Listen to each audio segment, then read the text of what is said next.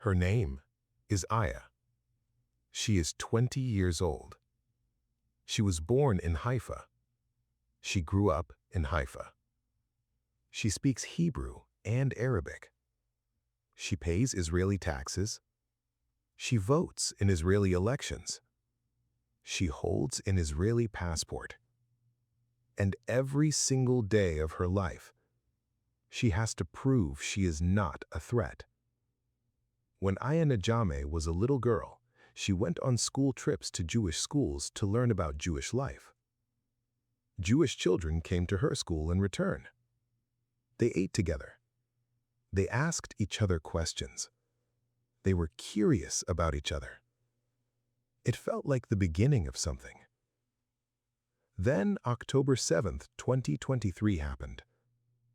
And everything Aya had spent 20 years carefully building, a life between two worlds, cracked open overnight. Suddenly, Arab Muslims across Israel were being asked to explain themselves, to prove their loyalty, to answer for something they had nothing to do with. Aya told CNN something that stopped people cold.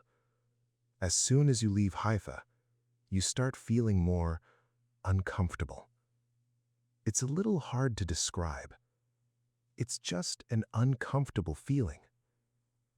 One sentence, 20 years of experience, a whole life compressed into the phrase, uncomfortable feeling.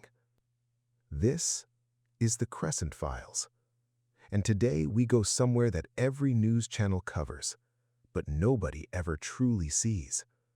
Not the war, not the politics, not the governance, the people in between. There are 2.1 million Arab citizens living inside Israel right now, 21% of the entire population, the largest minority in the country, born there, raised there, voting there, working there. They are not in Gaza. They are not in the West Bank.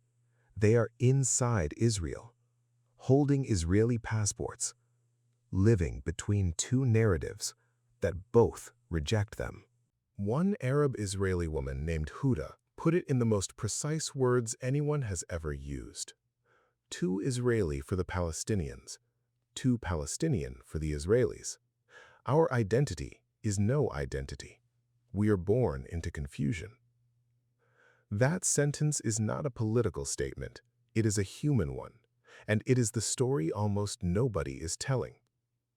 To understand why 2.1 million Muslims call this land home, you need to go back 1,400 years, not to 1948, not to 1967, not to any modern war or treaty, to the year 637 AD. Caliph Umar ibn al-Khattab entered Jerusalem peacefully. No massacre, no destruction, no forced conversions. The city surrendered, and what happened next became one of the most remarkable moments in religious history. The Christian patriarch Sophronius invited Umar to pray inside the Church of the Holy Sepulchre, one of Christianity's holiest sites. Umar refused, not out of disrespect, but because he feared that if he prayed there, later Muslims would use it as justification to convert it into a mosque. So he prayed outside, on the steps, alone. That single act of restraint by the most powerful Muslim leader of his time protected a Christian holy site for centuries. Umar then walked to the Temple Mount, known to Muslims as Haram al-Sharif. He found it covered in garbage and debris. He personally helped clean it, and on that ground he established what would become Al-Aqsa Mosque. In 691 AD, the Dome of the Rock was completed. It became the world's oldest surviving Islamic architecture, still standing today, still gleaming gold over Jerusalem's skyline. From 637 AD to 1948, that is 1,311 years of continuous Muslim presence on this land. Not immigrants, not newcomers, not people who arrived on ships looking for opportunity. People who were already there. And then, in 1948, the State of Israel was established, Borders were drawn, wars were fought, and the Muslims who remained inside those borders became something history had never quite seen before.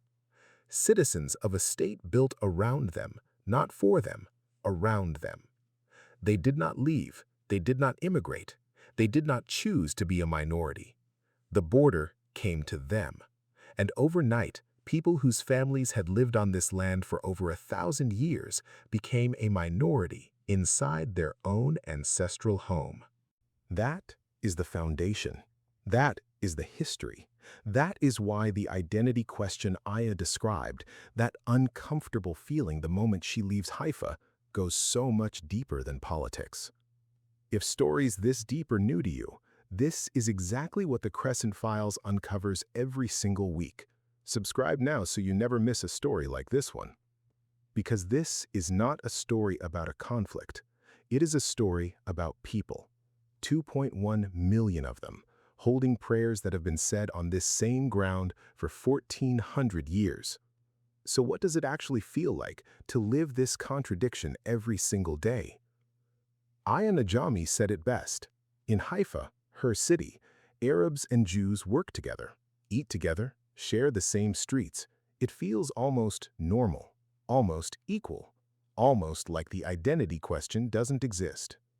If this story is showing you a side of this conflict you have never seen before, this is exactly what the Crescent Files uncovers, the human stories behind the headlines. Subscribe now so you never miss one. But the moment Aya leaves Haifa, something shifts. No single dramatic incident, no one moment she can point to, just an uncomfortable feeling, the kind that builds slowly, the kind that never fully goes away. That feeling has a name. It has been studied, written about, documented. It is the feeling of being permanently in between. Too Israeli for the Palestinians, too Palestinian for the Israelis. Our identity is no identity. We are born into confusion. That quote was not said during a war. It wasn't said in anger. It was said quietly, by a woman trying to explain what her entire life feels like to someone who has never had to live it. And it applies to nearly every Arab Muslim citizen in Israel today. They pray Fajr in the morning, they go to work in Hebrew, they speak Arabic at home, they watch news about Gaza in their mother tongue, and feel pulled in directions that have no resolution. Some choose to fully embrace Israeli identity. They build careers, they integrate, they succeed inside the system. Others hold tightly to Palestinian identity. They feel full integration means betrayal of their history, their family, their people. Most live somewhere in the middle, neither fully one nor the other. And here's the question, the real question that this entire story comes down to. Can a Muslim community of 2.1 million people living inside a state that defines itself as a Jewish democracy ever truly belong? Supporters of Israel say yes, Arab citizens have rights. They vote, they serve in hospitals and courts. They are represented in parliament. The system is imperfect, but it is open. Critics say no. Systemic gaps in education funding, employment, and infrastructure are not accidental. They reflect a state that has never fully decided what to do with its Arab citizens. Both arguments are real. Both have evidence. Neither is complete. And that, right there, is the most honest thing anyone can say about this story. Because 2.1 million people are living inside that unresolved argument every single day. Praying in mosques that have stood for centuries, raising children who speak Hebrew at school and Arabic at home, building lives inside a contradiction that the world's greatest political minds have not been able to solve. They do not have the luxury of waiting for a solution, they just live.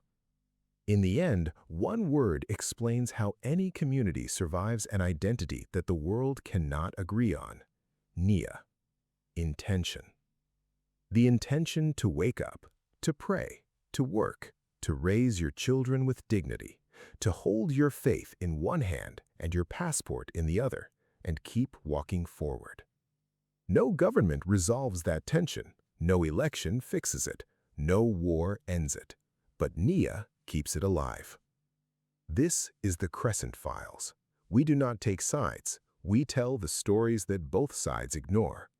Now tell us in the comments, did you know 2.1 million Muslims live as citizens inside Israel right now? Drop yes or no, because the answer most people give reveals exactly how little this story is being told.